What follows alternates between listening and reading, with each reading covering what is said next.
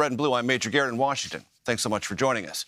President Biden traveled to Wisconsin today, touting his economic agenda after that aforementioned State of the Union address that was probably laying some groundwork for a possible bid for re-election.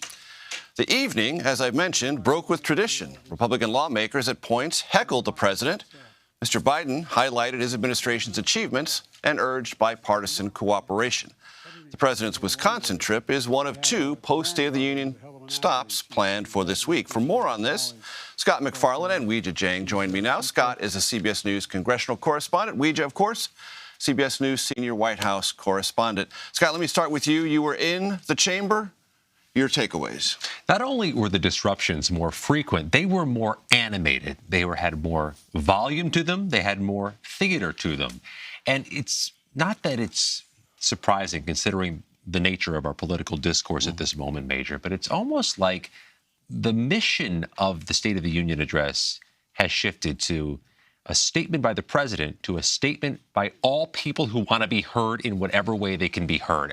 Are we on a trajectory where the State of the Union becomes more of a, for lack of a better phrase, democratic affair where anybody in the room can have his or her voice heard? We spoke with Debbie Dingell of Michigan about this, saying, were you surprised by what you heard? Were you disappointed by what you heard? And Congresswoman Dingell, loyal Democrat from Southeast Michigan, says she's not surprised, but hopes this isn't becoming normalized, that this isn't setting a precedent. But it's hard to see how we're on a pathway in any other direction. One Republican, Don Bacon of Nebraska, said, well, maybe Republicans are justified in heckling because Nancy Pelosi ripped up Donald Trump's State of the Union on camera. Democrats might want to respond in kind next time there's a Republican president there. Whataboutism, that is one of our most current forms of political currency in Washington. Weijia, what is the feeling at the White House this day after? Everything I've heard is sense that the White House feels, as I mentioned in the open, President got the better of not just that moment, but many moments, and the speech from their perspective landed well. Major, here at the White House, the celebration is still ongoing after last night when I received many messages from aides inside who said basically they felt that this was the president's strongest performance since taking office. They were high-fiving each other and clapping during the exchanges that he had with Republicans because they feel that if there were any lingering questions about whether the president had the energy or the sharpness of vintage Joe Biden to launch a re-election campaign, they feel that last night really answered that question. And it showed that, you know, he welcomes this sort of banter, even though it does raise a lot of questions about the decorum in the House chamber. Aides close to the president say, look, you know, his performance spoke for himself because he listened, he entertained, the interjections, and then he reacted in a calm manner that was also spirited, to use a word that I heard. And so they are very happy with the president's performance last night. Now, whether that translates to the American public, who in polls care much more about, his policies than his performance, yet to be seen. Weijia, did they practice for that in the sense that, Mr. President, it's quite likely you're going to get an earful at moments of your speech, and therefore you need to prepare in kind? Is there any sense at the White House that in their weeks of preparations for this, there was something akin to a rehearsal of a moment like that? I do know that the president rehearsed from a podium his speech a couple times. He ran through it, but I don't have any reporting that indicates, that they were role playing and making sure he would be able to react. I think at the same time, they would point to the fact that, he was in the Senate for so many years and he's used to this sort of, back and forth with colleagues from the other side. So, this isn't something necessarily new for the president. What's new is the venue and, the setting around him. Scott, real quickly, there was a couple of moments where the Speaker of the House, who had his own difficult time becoming Speaker of the House, felt compelled, knowing he's on camera, you can't escape the camera shot when you're sitting in the Speaker's chair, to shush members of his own conference. Yeah, with limited ability to actually make that change happen.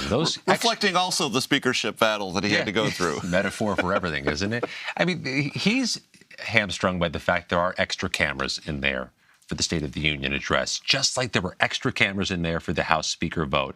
Anybody who wants to be seen making a scene can be, because there's extra perspectives there for the State of the Union, just like there were for the Speaker vote. Right. And Weijia, back to you on the president and the sense the White House has over what was achieved on the Social Security, Medicare, back and forth. Well, the president himself talked about this today in Wisconsin. He said, it seems like we negotiated a deal on the House floor, because now that is not only on the record, it is on tape of essentially what felt like a deal, because Republicans were insisting that they did not want to cut those entitlements. So today, the president, who was called a liar, by the way, yesterday, pulled out a plan from Rick Scott and said, actually, you can read about the sunset clauses right in here, which of course mean that those programs would fade away, if you will, after a certain amount of years, and they would have to re-vote on them. And so the president is really taking the Republicans for their word, but he also says, I'll believe it when I see it, because, of course, you know, theatrics during a State of the Union address are very different from, as you mentioned earlier, actually, you know, writing legislation. And so I think that, you know, despite what Republicans said last night, of course, they have a lot of work ahead of them, especially because Speaker McCarthy has made so clear that, you know, spending cuts are non-negotiable for his party. Scott, I want to ask you about something that occurred today. There was a lengthy hearing, I believe, by the House Oversight Committee on the Republican side, on the House side, majority Republicans in charge, on Twitter and the Hunter Biden story. What did we glean from that lengthy conversation and set of questions? The timing is what I question. This is a day where Republicans wanted to be singing from the same songbook, having a message to counter-argue what the president said. And they staged this hearing criticizing Twitter and Twitter's handling of the Hunter Biden laptop. And it wasn't a musical symphony singing from the same songbook. That hearing was all over the place. There was criticism about how Twitter handled Hunter Biden's laptop, about culture wars. Marjorie Taylor Greene, as we mentioned earlier, who was noticeable in the State of the Union last night, was noticeable at this hearing, complaining about her Twitter account and the handling by the company. The former officials for Twitter who testified today said what they did in 2018, or before the Biden administration began with Hunter Biden's laptop story, was they thought a safety precaution because of what they'd seen in 2016 with disinformation. Take a listen to some more of what they said at this House Oversight Committee hearing earlier today. In 2020, Twitter noticed activity related to the laptop that, at first glance, bore a lot of similarities to the 2016 Russian hack and leak operation targeting the DNC.